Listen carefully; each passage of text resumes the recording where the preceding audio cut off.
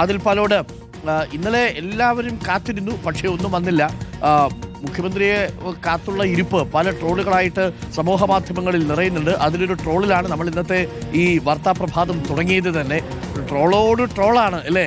ഒരുപക്ഷെ കോൺഗ്രസ് പ്രവർത്തകർക്കൊക്കെ എന്താണിത്, C R മഹേഷിന്റെ ഭാഷയെ പറഞ്ഞാൽ കുളിപ്പിച്ച് കൊച്ചിനെ ഇല്ലാതാക്കരുത് എന്ന മട്ടിലാണ്. എന്തായാലും സമൂഹ മാധ്യമങ്ങളിലേക്ക് നല്ല ട്രോളുകളാണ്, പലരും ആസ്വദിക്കാൻ പറ്റുന്ന ട്രോളുകളുമാണ് അല്ലേ ആദിൽ പാലോ?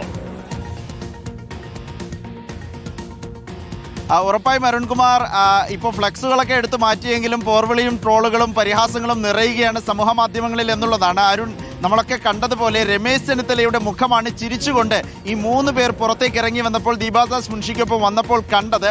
അതുകൊണ്ട് തന്നെ രമേശ് ചെന്നിത്തല ഈ 2 പേർ പ്രശ്നങ്ങൾ നടത്തുന്നതിനിടയിൽ, ഫ്ലെക്സുകൾ വെക്കുന്നതിനിടയിൽ കാര്യം സാധിച്ചു എന്ന രൂപത്തിലുള്ള വാർത്തകൾ വരുന്നുണ്ട്. മറ്റൊന്ന്, ഈ 3 പേർക്ക് കൂടി ഒരാഴ്ചയിൽ 2 ദിവസം വെച്ച് കൊടുക്കുക, ഞായറാഴ്ച അവധിയാക്കുക എന്ന ട്രോളുകളുമുണ്ട്. ആ രൂപത്തിൽ ട്രോളുകൾ കൊണ്ട് നിറയുന്നതാണ് കാഴ്ച. കസേരകളിയായി മുഖ്യമന്ത്രി സ്ഥാനം മാറി മുഖ്യമന്ത്രി സ്ഥാനത്തേക്കുള്ള കസേരകളി ഇപ്പോഴും തുടരുകയാണെന്ന രൂപത്തിലുള്ള ചർച്ചകളുണ്ട്.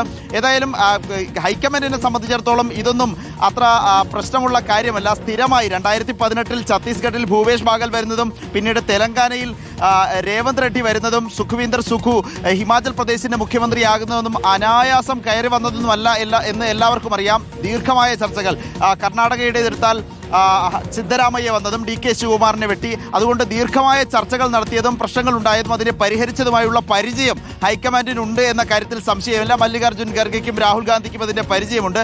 അതുകൊണ്ട് തീരുമാനം വരും.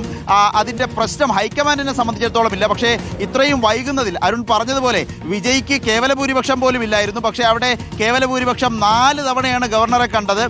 4 തവണ ഗവർണറെ കണ്ട ഒടുവിൽ കേവല ഭൂരിപക്ഷത്തിലേക്ക് എത്തി സത്യപ്രതിജ്ഞയിലേക്ക് പോകാനായി. പക്ഷേ 102 സീറ്റ് എന്ന അസാധ്യ ഒരു മാൻഡേറ്റ് നൽകിയിട്ട് എന്തുകൊണ്ട് ഇതുവരെ മുഖ്യമന്ത്രിയെ നിശ്ചയിക്കാൻ കഴിഞ്ഞില്ല എന്ന ചോദ്യമുണ്ട്.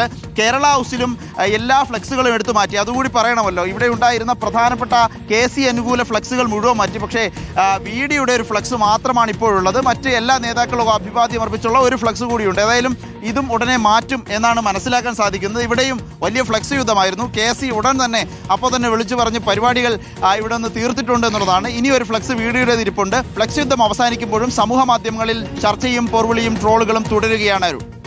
ഓക്കെ, അപ്പോൾ പ്രിയപ്പെട്ട പ്രേക്ഷകരെ, നമുക്ക് കേരളത്തിലെ ഫ്ലെക്സ് യുദ്ധത്തിലേക്കൊന്ന് വന്നാൽ, താത്കാലികമായി കേരളത്തിലെ ഫ്ലെക്സ് യുദ്ധം ഇതാ അവസാനിപ്പിച്ചിരിക്കുകയാണ്. പശ്ചിമേഷ്യയിൽ യുദ്ധം അവസാനിപ്പിക്കുന്ന മട്ടാണ്. അങ്ങ് വ്ളാഡിമിർ പുടിൻ പോലും ഉക്രൈനുമായിട്ടുള്ള യുദ്ധം അവസാനിപ്പിക്കാമെന്ന് പറയുമ്പോൾ പിന്നെ കേരളത്തിലെ നേതാക്കൾ തമ്മിലുള്ള യുദ്ധം അവസാനിപ്പിക്കാതെ എന്ത് ചെയ്യും? എന്തായാലും പരസ്യപ്പോര് അവസാനിപ്പിക്കാനുള്ള ഹൈക്കമാൻഡിന്റെ നിർദ്ദേശം ശിരസാ വഹിച്ചിരിക്കുന്നു നമ്മുടെ അണികൾ.